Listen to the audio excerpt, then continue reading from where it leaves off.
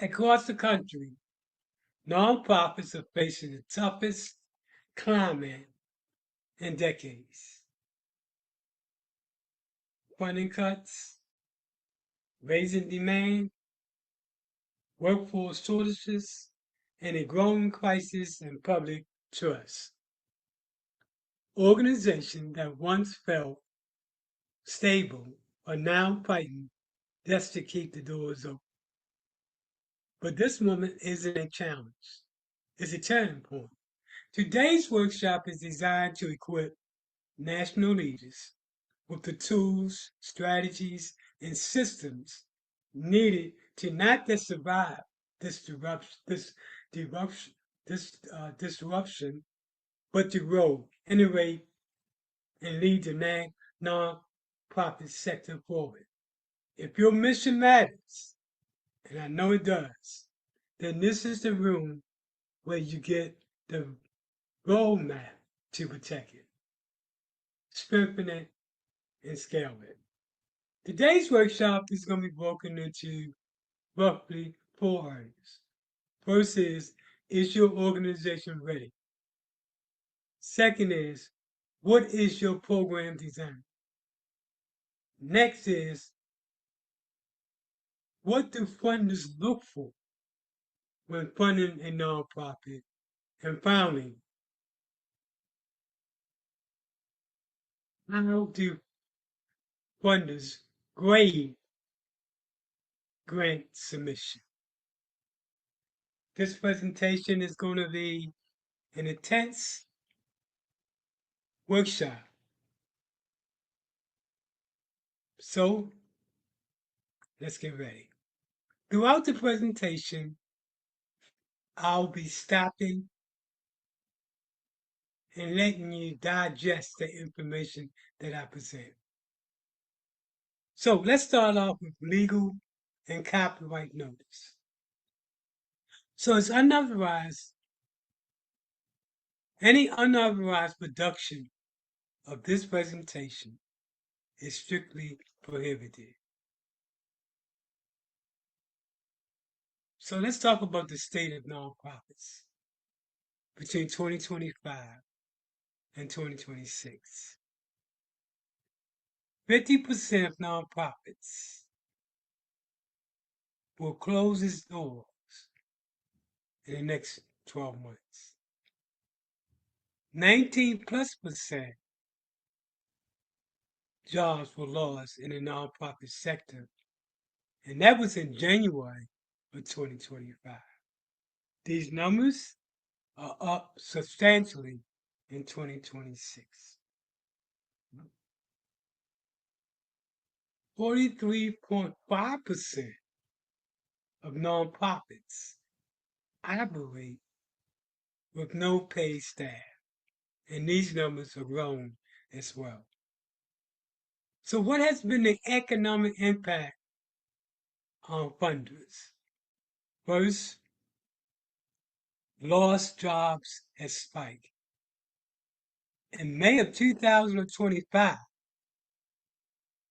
3,900 jobs was lost that particular month. 2026, those numbers have gone the roof. Inflationary pressures. Well, economic uncertainties is striking private giving. And then finally, funding decline. There has been a decline in terms of major donor contributions.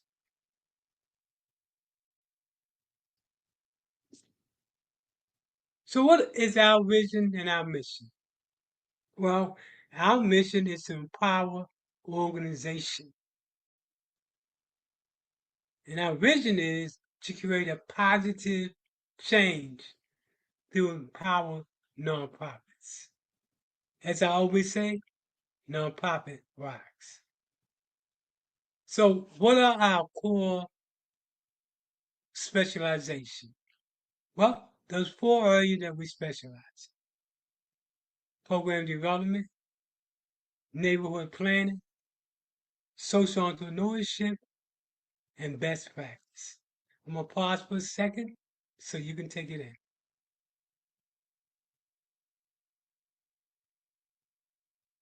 Excellent.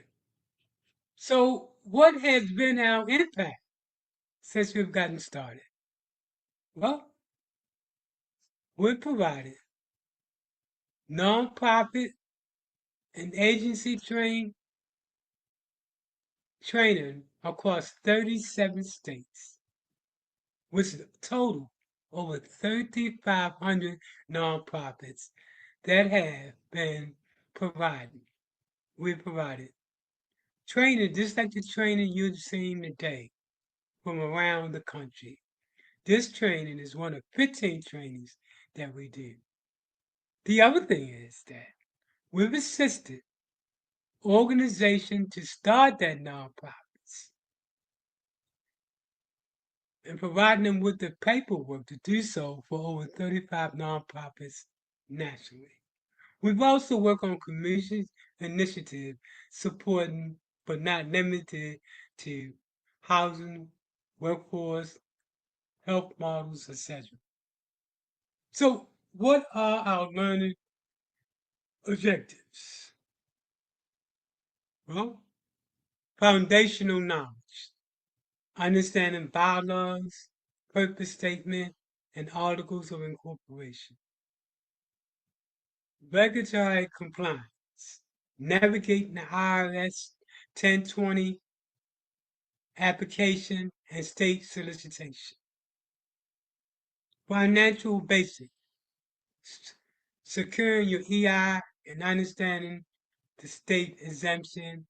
And lastly, strategic growth, identifying the three stages of a nonprofit, plus a whole lot more.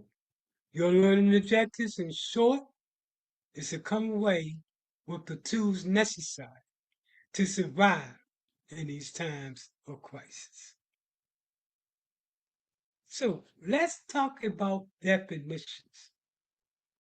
When it comes to a nonprofit, the legal definition is that it's a tax exempt entity designed to advance the public good. There are essentially three stages of operation for a nonprofit. The first stage is the emergent stage. The second stage is the intermediate stage. And finally, the third stage is the advanced stage. I'll pause here for a second to give you an opportunity to take in the information.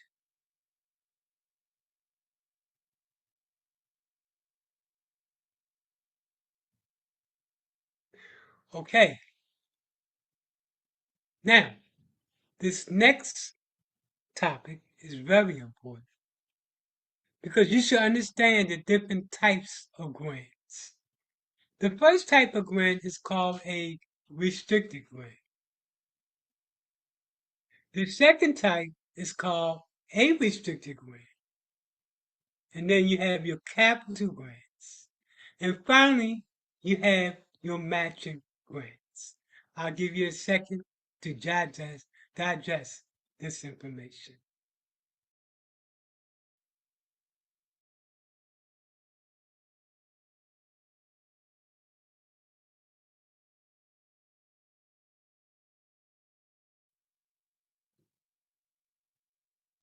Now, what about the grantors? The people that's giving out the money, the moolah. Let's talk about the different categories of funders. You have your individual, you have your foundations, corporation, the government, and others. Let me pause for a second for you to take in this information.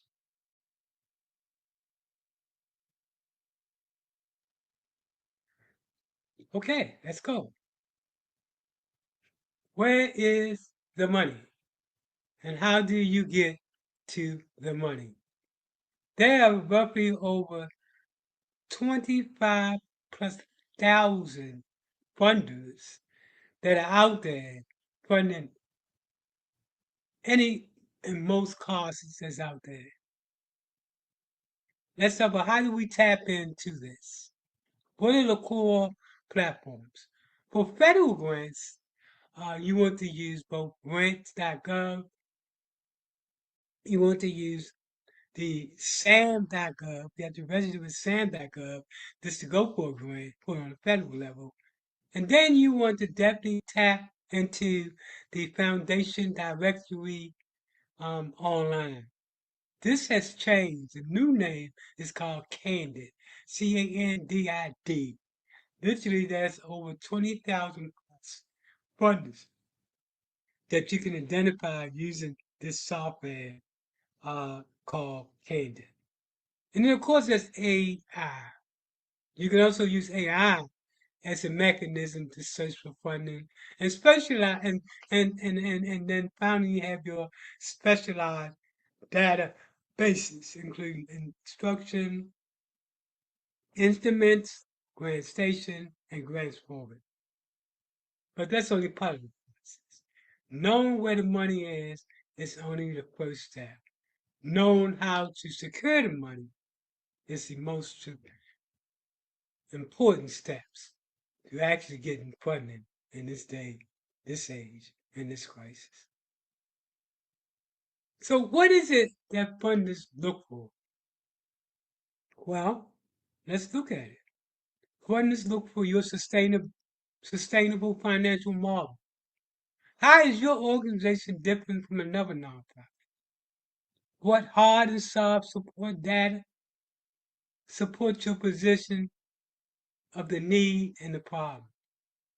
What are your measurement tools? We're going to talk about that.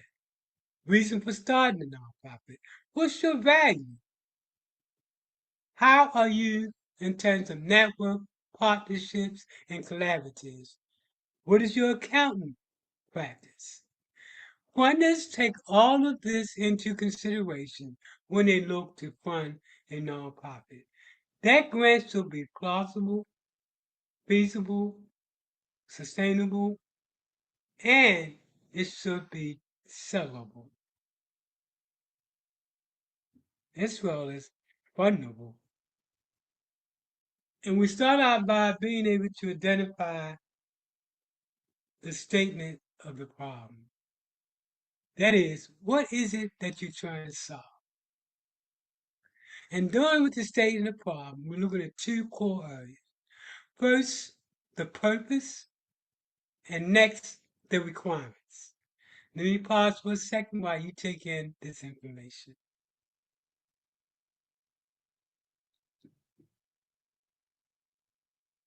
Now that you have an understanding of what the problem is, now you have to collect the data to support your finding. There are basically two methods of research. One is called qualitative research, and the other research is called quantitative research. Let me pause for a second while you take in this information.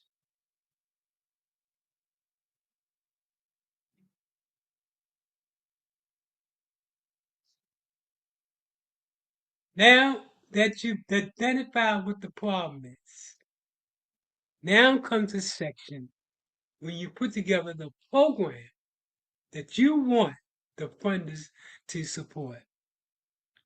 There are essentially three key components to your program design. First is the purpose. Second is the components.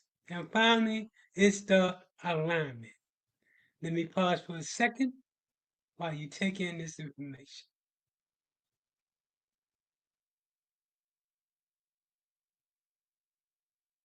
Well, how do we do this? And we do this by evaluation, using an evaluation framework. And what do we mean? Well, the purpose of an evaluation is to demonstrate if the program achieves outcome and support accountability. What are the different phases of a and evaluation strategy. First, you want to talk about the input. What do you need to do it? Activities. What do you plan to do with the money? And then next, outputs. How many people are going to benefit? Second, outcome. How will you change that person that's different than when that person came into the program? And then finally, related to the outcome, what will be the impact 1 year, 5 years, 10 years from now? Another critical component of nonprofits is creating a 5 year strategic plan. What funders want to see is a roadmap as to where you plan to be in the next 5 years. And it's broken up into four components. The first component focuses on the environmental scaling. The second focuses on the priorities. Next is the operations. And finally, the governance. Take your time, pause, and take in this information.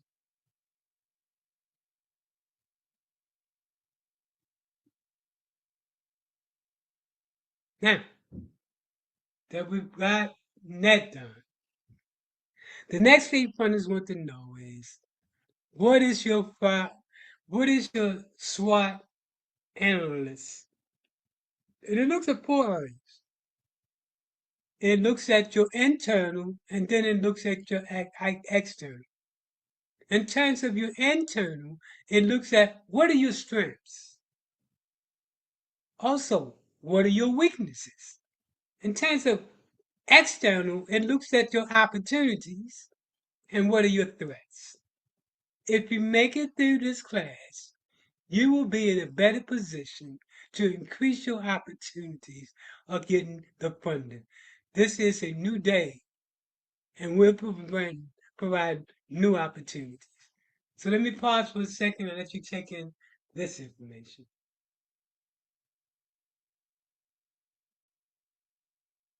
Now, the question becomes, how do you become sustainable? We use what's known as a social entrepreneurship plan. What do we mean by definition? That is, creating earned income while pursuing core social impact. Now, your plan includes blending charitable contributions with earned income and public subsidies combined together to get your greatest bang for your money. Then comes the budget. Now, the budget should divide it into two formats. First is direct costs, and second is indirect costs. Your direct costs and your indirect costs. I'll pause for a second and let you digest the information. Okay, so we're heading into a total different dimension. When it comes to grant language for the federal government, as well as for some other private sectors, the, the language is shifting. The legacy language like at-risk population, underserved, disadvantaged, and deficit framing is changing. Modern day language is historically excluded communities, documented disparities, strength-based framing, and resident voice center.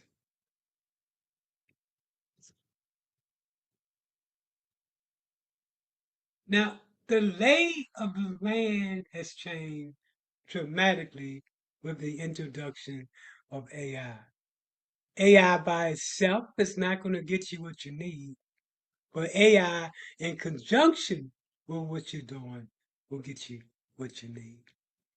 Basically, we're talking about 6 different areas of concentration. AI can help you in fundraising, communication, task automation, data insight, content generation, and program delivery. I'm going to take a second and let you dive into this information, but I think it's clear to you tonight. This is one of the most comprehensive grant and nonprofit programs that you will take. Tonight, we have anywhere from scholars to seasoned grant writers coming to learn about the next phase in nonprofit development. So let me back up and give you an opportunity to take in how AI is changing the landscape.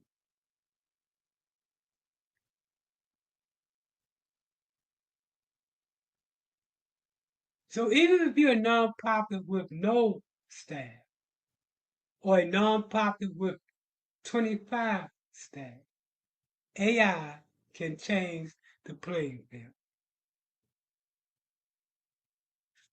Now, that's as important as going after those grants. When we talk about organizational capacity, we need to talk about board development and best practices. When it comes to your board should have a diverse expertise, clear roles, regular training, and engagement. Let me step back for a second and let you digest this information. And by the way, we do provide board training for nonprofits. And every nonprofit is different. Some nonprofits don't need the level of expertise as your larger nonprofit. That being said, let me back up and let you take in these 4 different components for board development.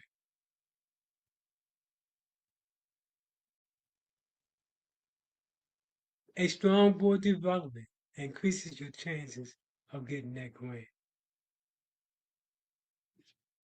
So, so you got your board together. You got all of that information together that we talked about.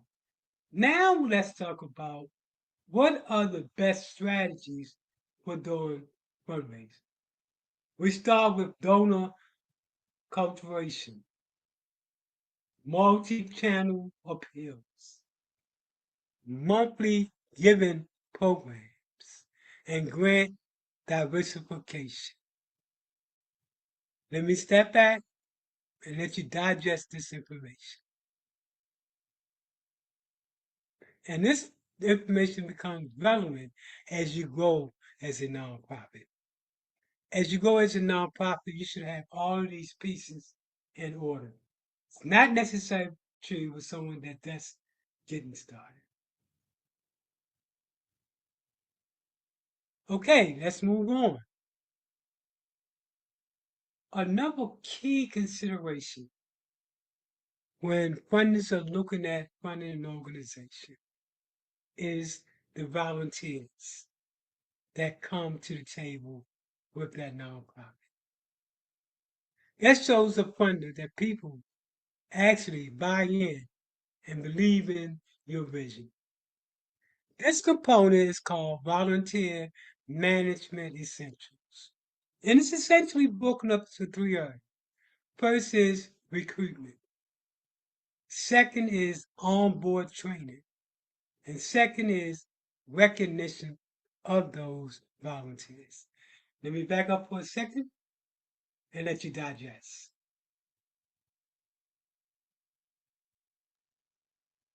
So we're moving along.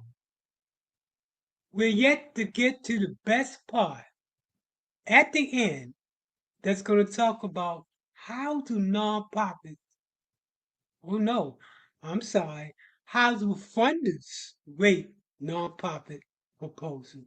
This could be the difference between you getting the grant and not getting the grant. All right.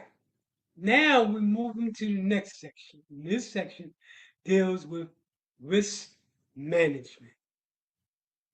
When we talk about risk management, we talk about three areas: financial control, legal compliance, and crisis planning. Let me back up for a second and let you digest this information. So don't worry about it if you're not getting all this information because the PowerPoint presentation will be sent to you if you complete the end of the class. Let's move on.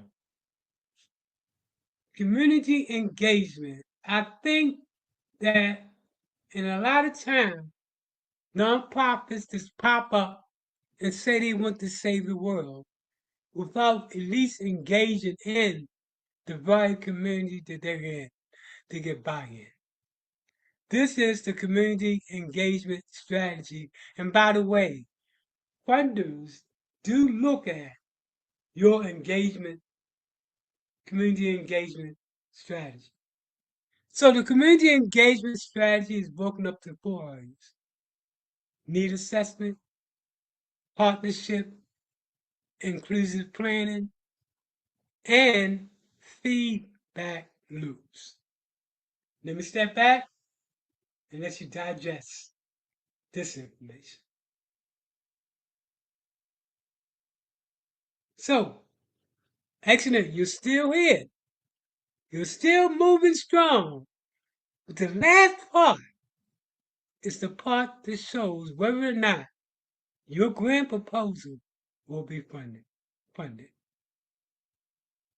Now, if you are going to be successful, somebody has to know who you are and what you do.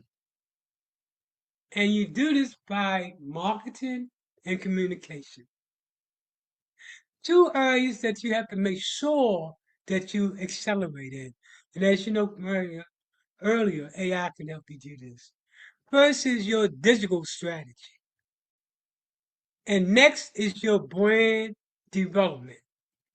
Let me step back for a second while you digest this information.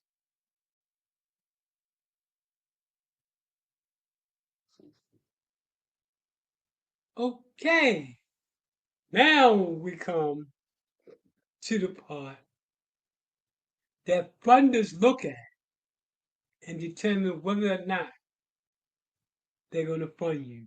This is what I consider one of the five things that they look at, and that's your financial sustainability model. And there are several ways that you can create a financial sustainability model. First is earned income. Second is endowment building. And finally, plan giving.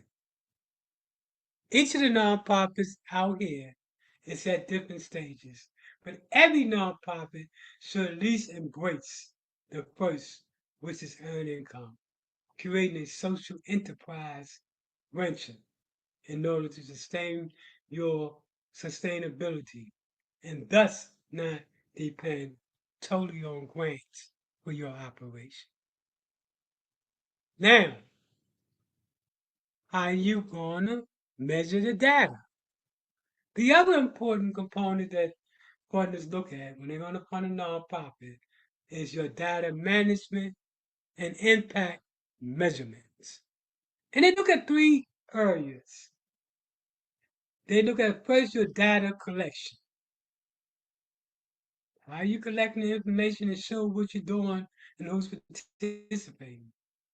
Your analytics tools, your reporting tools.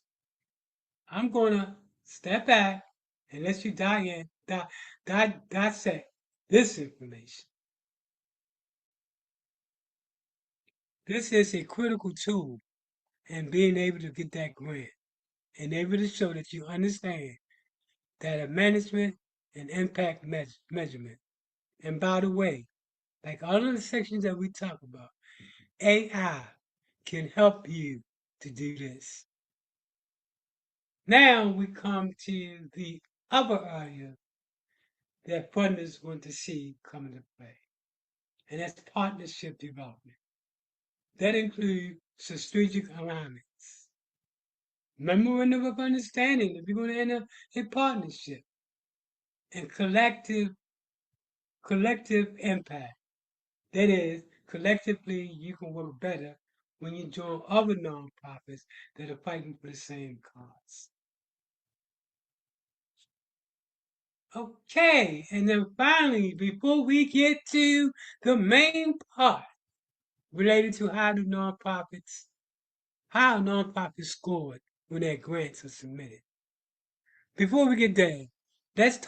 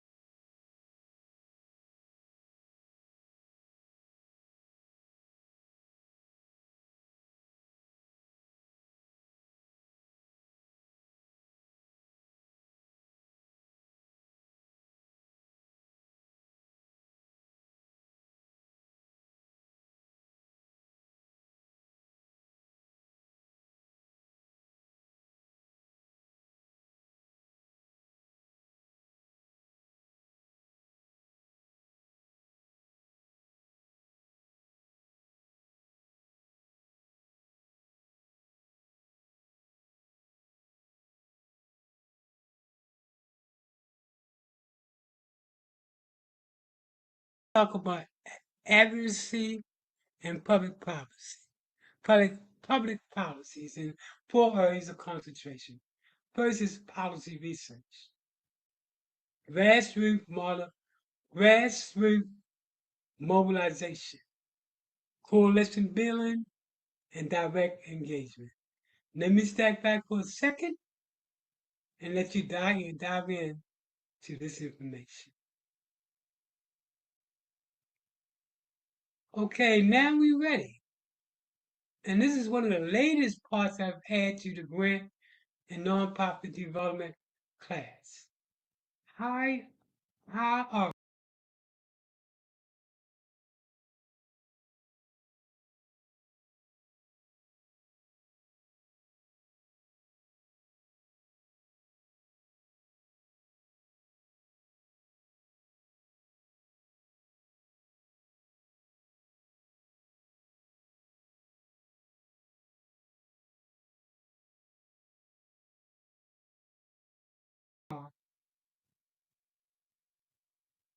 grants scored when you submit your proposal? Oops. That means one of the ways to score is that funders are want to take in, and we talked about this earlier. Funders want to take in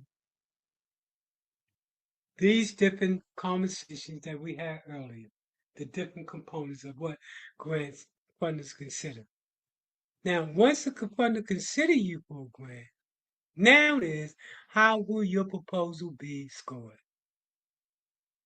So this is the nonprofit grant application scoring.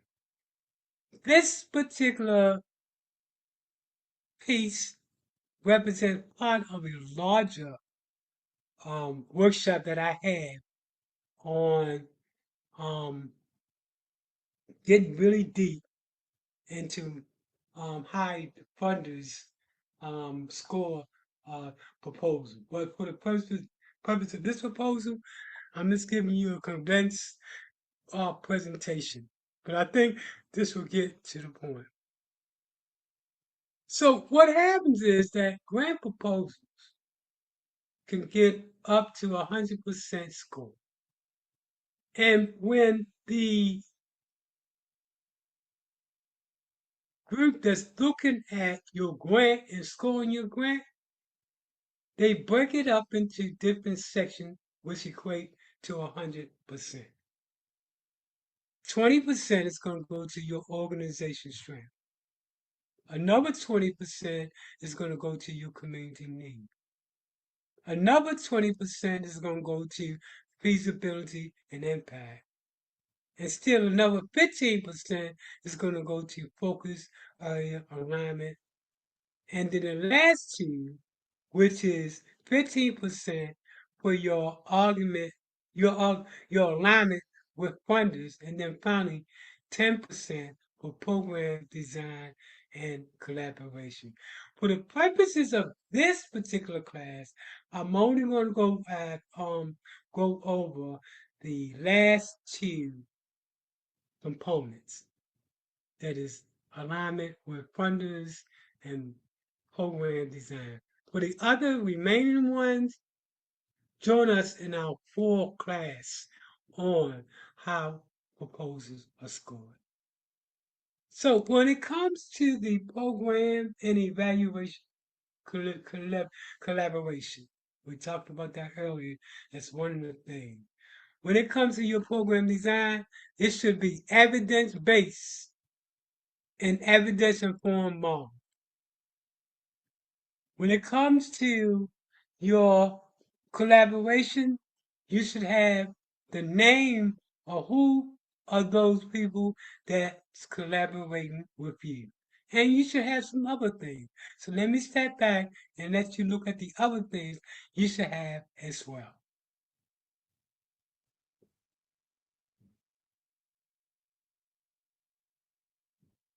Okay, that program design is so very, very important, as well as those folks that you collaborate with. This signals that the organization connects and that the organization does not work alone.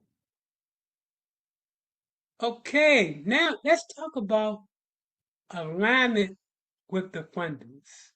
This is critical when you begin to look at making sure that your grant proposals align with what the funders are looking for.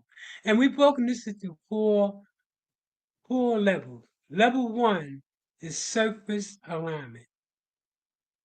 Level two is mission alignment. Level four or level three is strategic alignment. And then finally is partnership alignment.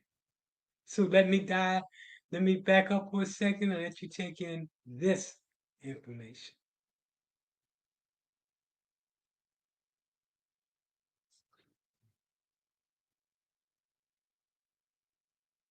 There are 5 different levels when it comes to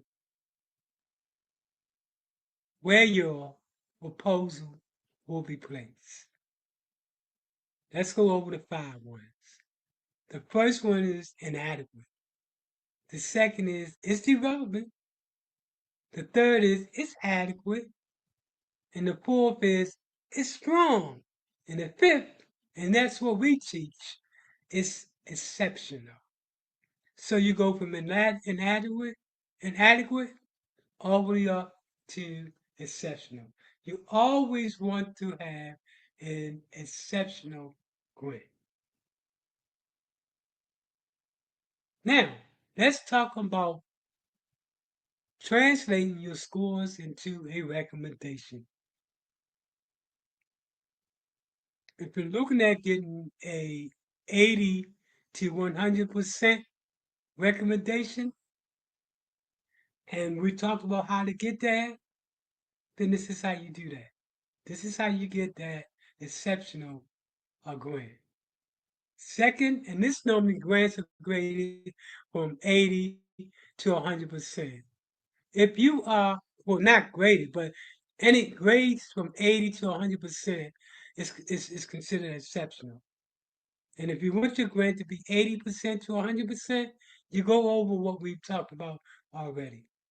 Then if your grant proposal falls into the second category, that is 60 to 79, then it's considered conditional.